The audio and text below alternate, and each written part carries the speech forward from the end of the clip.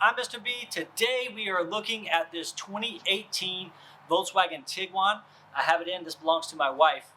And we are going to just change the oil in it, give it a good look over and make sure that nothing is wrong with it. I don't really expect anything to be wrong with it. It only has 10,000 miles on it. So this is the first time I'm personally changing the oil in the vehicle. We bought the car, I had about 6,500 miles on it. The dealership have already done one oil change. But I wanted to go ahead and do an oil change to this vehicle because I wanted to put the oil that I use in it while it still was pretty new. So this oil change is fairly easy.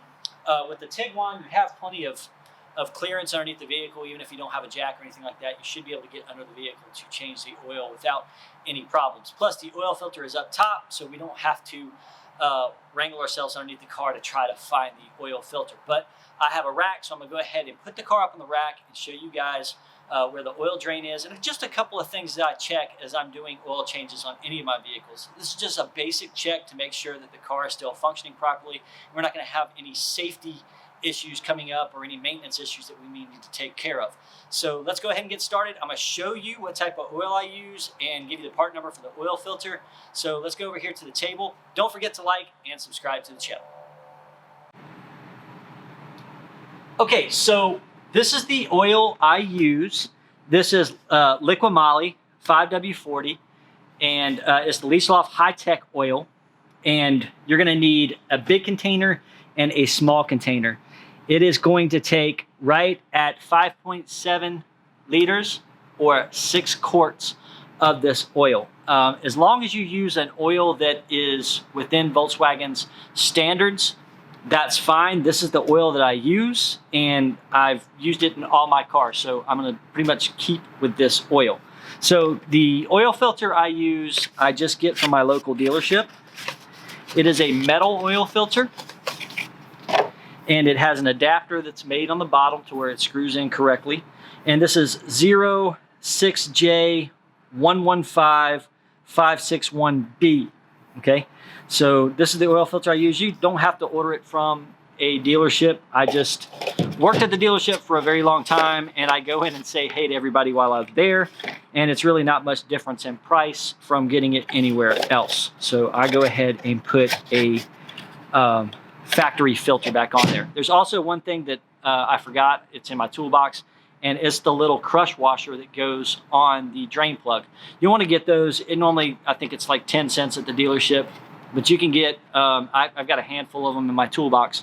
So I normally just put another crush washer on when I'm changing the plug. Now, I also normally put a magnetic drain plug in all of my vehicles. However, I am absent-minded and forgot to order one for this one, so I'll go ahead and put one in next time. And I do have videos on the magnetic drain plug and what it will show after you take it out after use, and it's actually pretty fascinating. So I'm gonna put that above here and let y'all look at that at your leisure. So I'm gonna go ahead and show you. The first thing I do on this is go ahead and change the oil filter. So we'll go top side to the engine. I'll show you how to change the oil filter in this vehicle. Okay, so I have the hood popped. You're gonna have to excuse the pollen that is all over this engine. Unfortunately, we are in the southern United States, and pollen is about as deep as snow right now. So normally my engine compartments are cleaner. So first thing we do, because this is a closed PCV system, I take my oil cap off. Go ahead and take it off, and that is going to allow the oil to flow a lot easier when we're draining it from the bottom. If you have your oil cap on, or your dipstick, a lot of times people just pull out the dipstick, that's going to cause the oil to flow very slowly when you're draining it, which can be a good thing, but I like to go quick with these things. So the oil filter wrenches that I have don't really work that well for this oil filter because it is surrounded by almost halfway with this. So I have these oil filter wrenches here. They don't really work that well in this application, but I have another one here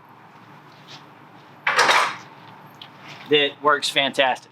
So this right here is an oil filter wrench, and when you put it on the oil filter and you turn to the left, this tightens up and it allows you to take the oil filter off because as you're turning left, this actually grips the oil filter. This is supposed to have a spring on it, but it's broken off a long time ago, but it works the same, okay? So I'm gonna go ahead and just kind of pull this out of the way. If you pull this off, don't forget to put this back on there. It keeps junk out of your oil there. So we're gonna put this on. You may have to kind of move this out of the way, get access to it. I put this on and I'll just turn this. This allows you to put some leverage on it as well. You can put a longer bar on it if it's too tight. You're just moving it, kind of ratcheting through. So I take the oil filter off first because any oil that's in the oil filter will drain out and into the pan, and it allows me to go ahead and remove that oil as well.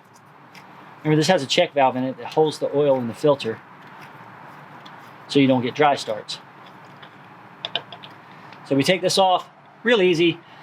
Now sometimes, this is very rare, but sometimes this part will come out of the oil filter and stick in the block. So what you have to do is get some pliers and grab it and turn this out. It's very rare that it happens, but I have seen it. So if that happens, if you turn this off and it looks like a normal oil filter, then that's a problem. Also, some of these Tiguans have a plastic housing and instead of this, and a cartridge filter. So I'm gonna put a video up here of changing oil in my Jetta GLI that has the plastic filter, so you'll know what to do with that plastic filter. So I'm gonna go ahead and get my oil filter.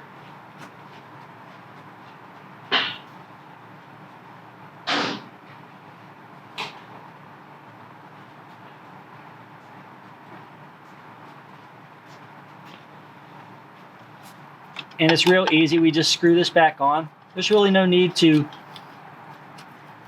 do anything but just screw it on.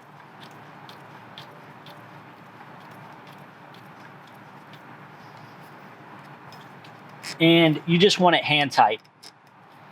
You don't want to, it's going to get tighter as it heats up. So good and hand tight is all we need. So while I'm under here, I'm also going to be checking my fluid. So easily you can check the coolant and it's above my minimum level, so it's good. You want to check your brake fluid. You want to go and check all your fluids. Make sure that your battery is clean. Make sure that your windshield wipers are in good shape. Just everything underneath the hood, everything that's visible, you want to check and make sure, you know, the hoses aren't torn. You want to make sure you put this one back as well so it doesn't crimp. And you're just double checking everything and making sure that everything is good. If you see anything, of course, you know, if you see something that looks like it needs to be serviced, take care of it while you're under here. You don't want this thing to break down with you on the road. So after this, we have to lift it up and we'll go ahead and drain the oil from the bottom. Okay, so on the belly pan, we have to remove this belly pan to get to the oil pan. So you will have T25 bolts here, here, and here. And once you get those T25 bolts off, you pull this off right here. It just unsnaps. And you will have another bolt that is right here. It's a T25 that you have to take off. And it's hidden, so you may not see it. You also have T25s here, these three, and you have two T40s back here. Now I've already unloosened these just because I'm trying to keep the video short. And once you get that loose, the pan will come off. You'll see exactly what we're dealing with here. So let me go get my drain bucket. I'll pull it back around and I'll show you how to drain the oil. Okay, so the drain plug on this is right here. It's a star bit, it's a Torx. What I'm gonna try to do is leave this down and not make a mess because I want you guys to see this, but I don't want to make a mess. So we'll pop that loose. Starts pouring oil out of it immediately, of course.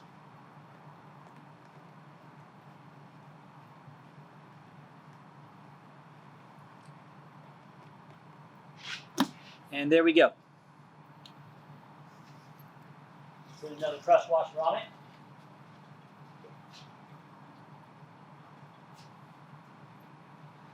We'll let that drain. It's pretty black oil. So I'm glad I'm going ahead and getting rid of it. Now, this being a direct injection engine, it's going to have darker oil. Higher compression, you always have darker oil. Reason why is some of that soot is developed in the combustion process is going to get past those rings and into the oil system, so it's okay.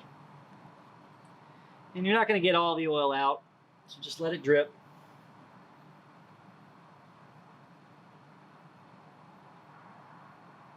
That's probably about where I leave it. Put this back in. Always make sure you use another crush washer. And retorque it. You don't want anything too crazy. Just about how tight it was. Okay, now all we have to do is put the belly pan back on. Always make sure you clean up your drip there. Okay, so belly pan is back on. Now we're going to go ahead and install the oil. If you're using the liquid moly, I normally put the big jug in first because I know it's at least going to take 5. This takes 5.7 liters, or right at 6 quarts. If you have Castrol and it's coming in quarts, you need 6 of them. Cool thing about this liquid moly, it's got the spout that comes out of it, so it's really easy to control.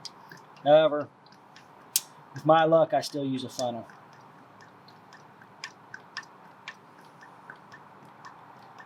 We'll go ahead and pour this in.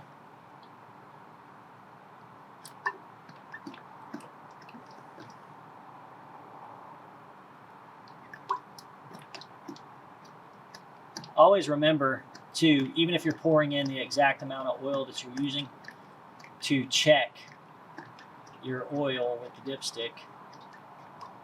You want to crank up the vehicle, let the oil pressure light go off, or the oil gauge light, or whatever go off.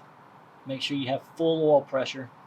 Shut the car off, wait for about 30 seconds, and then check the oil with a dipstick, and it should come up good. Right now, if we check the oil with the dipstick after we put the correct amount of oil in, it'll actually be too high because the oil is not in the oil filter yet.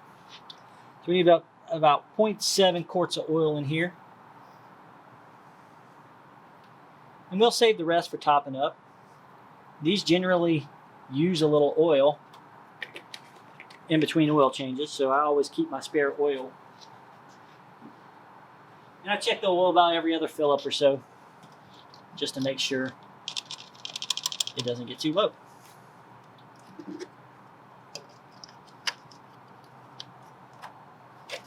Go ahead, cover back on.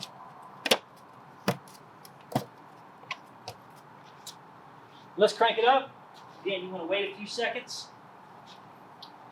Let that oil pressurize through the system.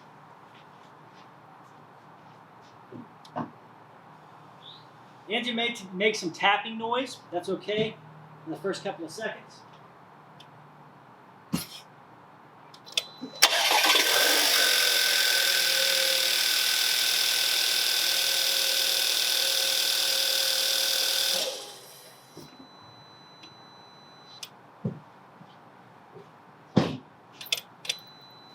Yeah, if you crank the vehicle up and it's making a tapping noise or something for the first couple of seconds, that's fairly normal for any oil change, this included. So you want to wait a little bit, let that oil hit the pan. It's got to drain back in. I'm going to go ahead and check it just for time. So we are right there, hard to see. So we are good to go on our oil. So now, all we have to do is put a sticker in it, reset the oil light, and we are done. Okay guys, that does it for our video on changing oil on this Tiguan. Don't forget, you can do this yourself, okay? You don't have to pay anybody to do your oil change. This is very easy It's almost relaxing for me when I do my own maintenance on my own vehicles, just because I know, one, it's getting done right, and two, it feels a little bit more of a connection with my vehicle. So if I'm under the hood more, if I'm underneath the car more, I know when something's going wrong.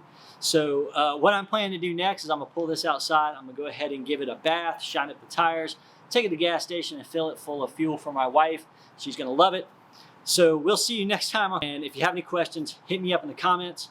Also, Facebook, Twitter, Instagram, VK, all that stuff, I'm on there. And don't forget to check out the AutoCorrect podcast on anywhere that you can find podcasts, AutoCorrect with Mr. B. We'll see you next time in the next video for more automotive learning.